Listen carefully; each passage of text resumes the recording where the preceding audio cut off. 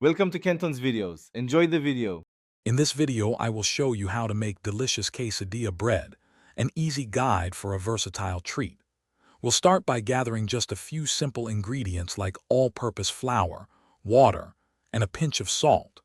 You'll also need some basic kitchen tools, including a mixing bowl and a rolling pin. This recipe is perfect for a quick snack or a delightful addition to any meal, taking only about 20 minutes of active preparation time. Now let's get our hands a little messy. First, combine 2 cups of all-purpose flour with 1 teaspoon of salt in your mixing bowl.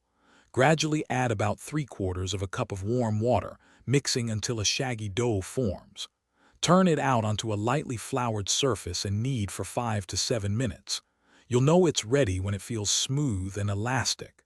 Then, let it rest for 10 minutes covered to relax the gluten.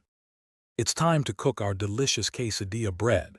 Divide your rested dough into 8 equal pieces. Roll each piece into a thin, round circle, about 6 to 8 inches in diameter. Heat a griddle or non-stick pan over medium-high heat until it's nice and hot.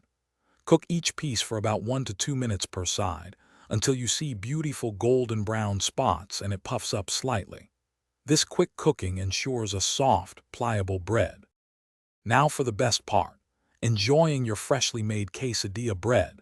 These are incredibly versatile. You can fill them with cheese, beans, cooked vegetables, or any of your favorite quesadilla fillings. Serve them warm for the most delightful experience. If you happen to have any leftovers, store them in an airtight container at room temperature for up to 3 days. A quick reheat in a pan or microwave will bring them back to life, ready for another delicious meal. Thanks for watching. Consider subscribing if we helped you.